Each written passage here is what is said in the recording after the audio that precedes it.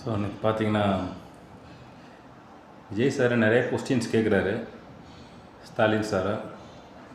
அதில் ஒரு முக்கியமான கொஸ்டின், அதாவது நமக்கு ஜிஎஸ்டி தெரியும், வேறு டேக்ஸஸ்லாம் தெரியும், SS tax, Stalin sir tax அப்படின்னு சொன்னார்.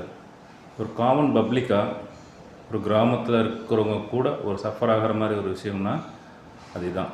அதாவது எல்லாருக்குமே தெரியும், 2021 அப்போ வந்து ஒரு நிலமோ வீடோ ஏதோ ஒன்று நீங்கள் வாங்குறீங்க அப்படின்னு சொன்னால் அன்னைக்கு ஆனால் பத்திர செலவு அப்படின்றது ஒரு 8% வரை இருக்கும்.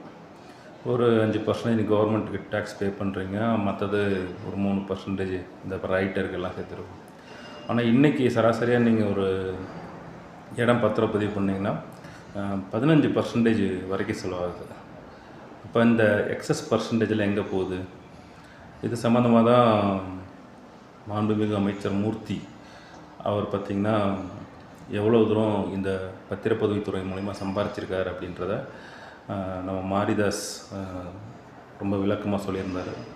கிட்டத்தட்ட 2 லட்சம் கோடி 3 லட்சம் கோடி மொத்தம் அவருடைய வருமானம் இருக்குது. தமிழ்நாடு ஃபுல்லாக எத்தனை பத்திரப்பதிவு நடக்குது, ஒவ்வொரு பதிவுக்கும் எவ்வளோ வருமானம் அப்படின்றத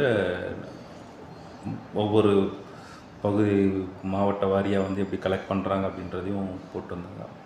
ஸோ அந்த SS tax, Stalin sir tax அப்படின்றத அவர் கிளியராக சொல்லியிருந்தார். ஸோ நம்ம ஒரு 10 லட்ச ரூபாய்க்கு இடம் வாங்குறீங்கன்னா கிட்டத்தட்ட ஒரு 7%, ஒரு 70,000 ரூபா வந்து நம்மகிட்ட பிடுங்குறாங்க. ஸோ இந்த பணத்தெல்லாம் ஸ்டாப் பண்ணாலே இந்த வெல்ஃபேர் ஸ்கீம்ஸ்க்கெல்லாம் செலவு பண்ணலாம் அப்படின்றதான் விஜய் ஸ்கீம்ஸ்.